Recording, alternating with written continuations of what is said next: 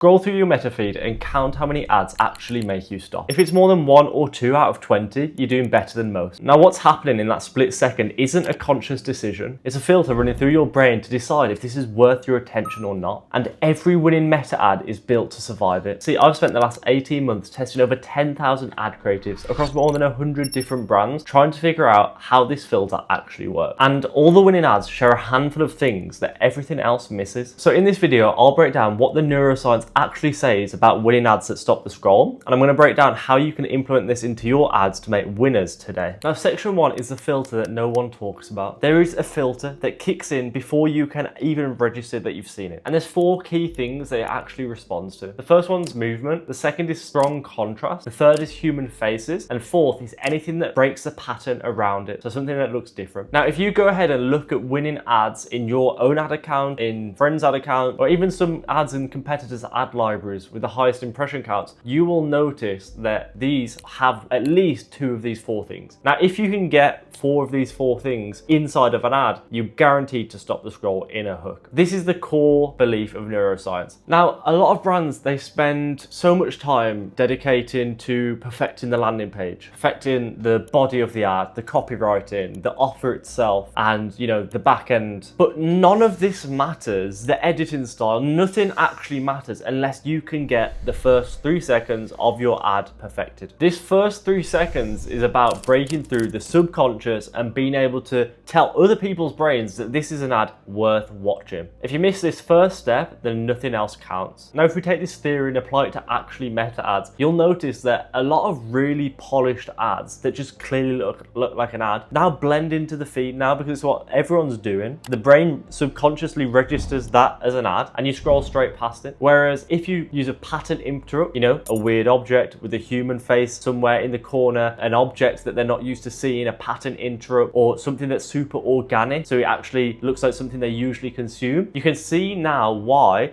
after studying this neuroscience, that this is actually logical of why it should stop the scroll and why it actually works. And this is why studying organic feed is so useful. So if you go on Instagram, TikTok, the For You page, and you study the best creators on these organic platforms, you will see how well they stop the scroll with specific words, pattern interrupts, with human faces, with objects that are different, and movement. And you can actually replicate that going into ads as well. Now, we have plenty of stories where we've made podcast ads, we've hired out a full studio, full actors, wrote these scripts, and we've spent quite a lot of money creating podcast ads, and then we've only gone and made some UGC as well, tested them both, and this ugly UGC with minimal captions, minimal effort, and a really kind of loose script outperforms the podcast ad. And the reason is because we were able to stop the scroll. Now, I'm not saying podcast ads don't work. We have some amazing winners that have scaled quite a lot, podcast ads, and really all formats, but there's just examples of if you can crack the first few seconds, no matter what the format is, you're going to be able to create a winner. But you can also go one step further than the first 3 seconds. You can even go to the first frame itself. Now, the first frame is a really important one to get right, because as you know, if you're scrolling on your Instagram stories tonight, there's literally a split second where you decide whether you're going to watch the ad or not. So it's not even 3 seconds these days. It is literally just the first 0.5 from the first frame onwards. Your brain is subconsciously deciding whether this is worth watching. So there's a few key things that you need to get right in the first frame. First of all, it's got to look like something they consume anyway. So it's got to be like content they consume. It's got to have,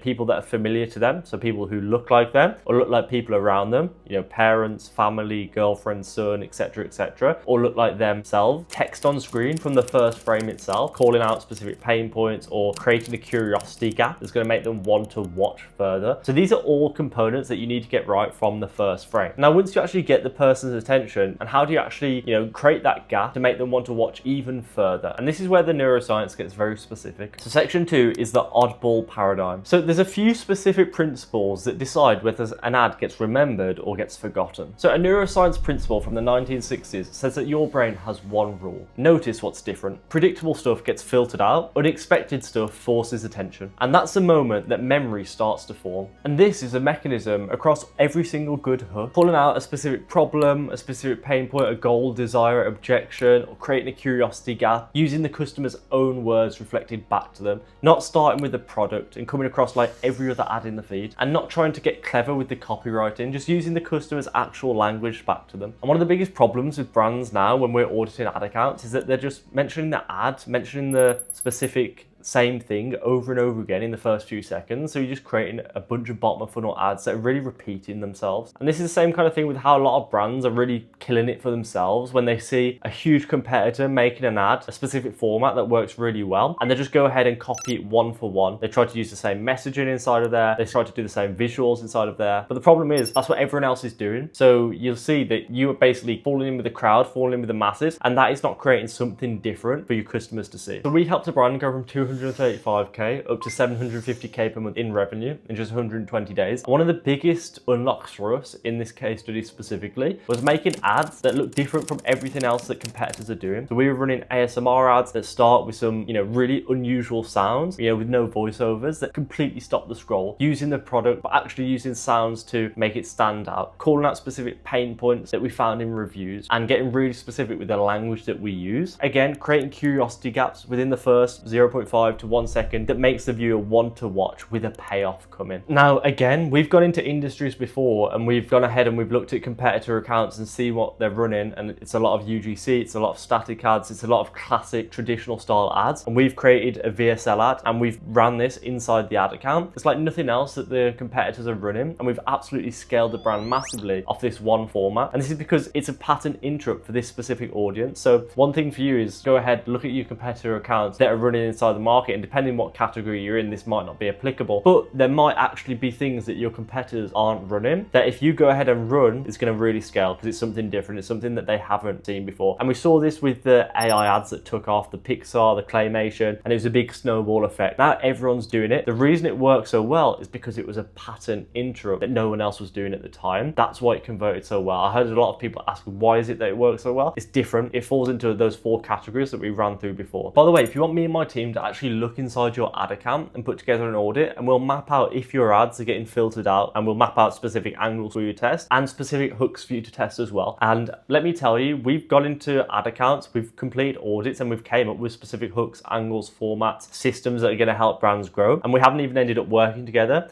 And they've came back a few months later and said that they've implemented this stuff and absolutely tremendously improved results. And then we ended up working together later down the line. So even if we don't work together or not, this audit will help you to grow. It's free. Click the first link in the description to go and schedule that. Now, section 3 is a 2.5 second attention window. So there was a meta-analysis of 320 studies covering over 340,000 people. And it basically showed that 2.5 seconds is the benchmark for memory to kick in. Below 2.5 seconds, and that ad doesn't actually lock into your brain's memory. Above 2.5 seconds, and memory starts to form. And Facebook actually released their own study that over 45% of people who watch over the first 3 seconds watch at least 10 seconds. So just to decompartmentalize that, if you get someone to watch over 3 seconds of your ad, there's a 45% chance, almost 50% chance that they're going to watch at least 10 seconds as well. Now that's huge. So basically getting past the hook is where a scroll turns into a customer. So the first frame, as we said, that first kind of split second is where the subconscious brain is deciding whether it's worth watching or not. That's your subconscious filter. And the next couple of seconds is where your brain actually kicks in to decide whether this is worth watching or not. Now this decision is almost always emotional and not logical. Now this is why this is really important. So I'm just putting up a tweet that I just recently sent out a couple hours ago, breaking down Pet Lab's ad account. So they're crushing it right now. They've got 680 ads live in the ad account, and they're running a few key formats on repeat, but I want to break down specifically the hooks and the neuroscience behind them, because I think a lot of these ads break down at least a few of these core 4 concepts that we just went through. So first of all, we have the visceral gross out hook. Now this is exactly what I was talking about. If we pause it, this first frame, we have a creator who probably looks like the target demographic themselves, their daughter, their friend. This is basically an average kind of woman. She's holding a toothbrush, as you can see here. She's holding a microphone. This is definitely unusual. This is different contrast. We have movement, and then we also have something that's unusual. We have a dog with fish breath, and this is also obviously targeting the actual demographic really well. Also, quickly, we have England. Now, I'm not going to say anything because we're playing in a couple hours, but let's see if we can bring it home. Now, let me play the first few seconds of this ad. Your dog's breath smells like fish. Their teeth look like this, and they hate the toothbrush. So you see how perfect, when we've just ran through that, these 4 key reasons why ads can actually stop the scroll and get through the filter, how perfect is this? Because we have movement, boom, boom, boom, and then we zoom in at the end, and that is really important as well. Now you also have a similar kind of style here.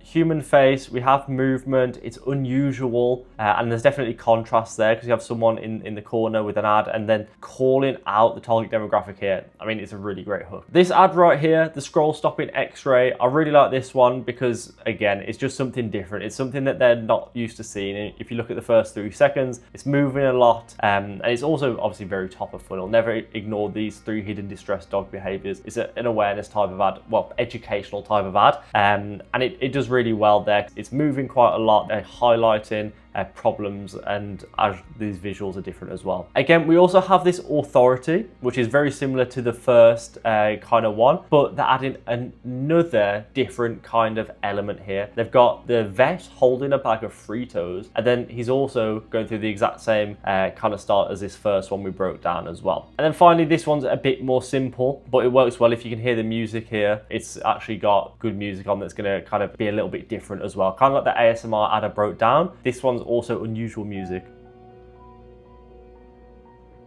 And this one does a great job of stopping the scroll for a few reasons, but it's really a pattern interrupt because it's sad music and it's a sad dog, and it's really playing on the emotions there as well. This is why on this channel we speak so much about naming specific pain points, objections, desires, customer emotions, and creating that curiosity gap in the customer's own words rather than going into product features, because it's emotional and not logical. That's what's going to get you scaling cold traffic. There's a time and a place for product features. I'm not saying never mention product features in the first few seconds. If you're trying to make a bottom of funnel ad, if you're trying to convert people, yes, but we're talking about cracking cold traffic right here. We're talking about scaling. You can see on one hand, these emotions trigger a reaction, the other doesn't. Now, section 4 is why ads die quicker than they used to. Now, there's a common misconception that creative fatigue is the algorithm getting tired of your ads, but it's not. It's actually people's brains getting tired of watching your ads as a whole. Let me explain what I mean. The brain rewards new stimuli with a small amount of dopamine. So if your brain sees something new, you get a small amount of dopamine from it, which is why new ads, new content, new things in life in general feel more interesting. The second and the third, the fourth, the 5th time round, this gets less and less interesting, and this makes the likelihood of someone watching your ad get less and less and less, which makes the likelihood of you getting a customer even worse. So this is why winning ads are dying faster than they ever have before. It's not Meta's algorithm just getting bored, it's the prospect's brain filtering out things that it's already seen before. Now, the reason your competitors' feeds and everything on X and everything you see on YouTube these days in terms of ad creatives all looks the same is because everyone's copying each other. They polish it up, they tailor it to their brand a little bit, and they call it creative strategy. The brands that are winning right now are crafting ad creative that gets through the brain's filter, pushes watch time past that first 2.5 seconds, and registers their ad as something new every single time. Let me picture this in your head. We have one ad that is obviously an ad. It's a UGC creator stood there, talked to the camera, stood still. So you have one thing there, you have the faces. If we can do something different, now I'm going to talk you through a second one. We have a UGC creator holding an unusual object, like a toothbrush, like a pen, like a spatula. She's pointing to different things on screen, and these different things are unusual pictures, you know, graphics, pointing out pain points. So there we have all 4 of the key points. We have the human, we have pictures, we have movement, and we have a weird object. It's just a lot of things going on, which is giving us that contrast there as well. Now, we've tested this theory across so many different ads, and we've seen a huge uplift when we start putting more focus on getting the hook right. The hook is the most important part of your ads. One of our biggest spending ads at the minute is spending about 20k per day inside an ad account, and it has all of these key things within it. So if you want my team to run this whole process for your brand, the pattern breaks, the specific angle, language, the full creative system, and the first link in the description is how you get a free audit. We'll go into your ad account, we'll break down why your specific creative is failing to break patterns at the minute, and we'll map out what you need to do to make people and customers and prospects actually notice your ads and start converting now. This is the exact same process we use to scale a brand from 235k to 750k in revenue in just 128 days with winning ad creatives following this framework. If you want to see the full angle and format system that I use to create these ads from scratch, then this video right here breaks that down. I'll see you in the next one.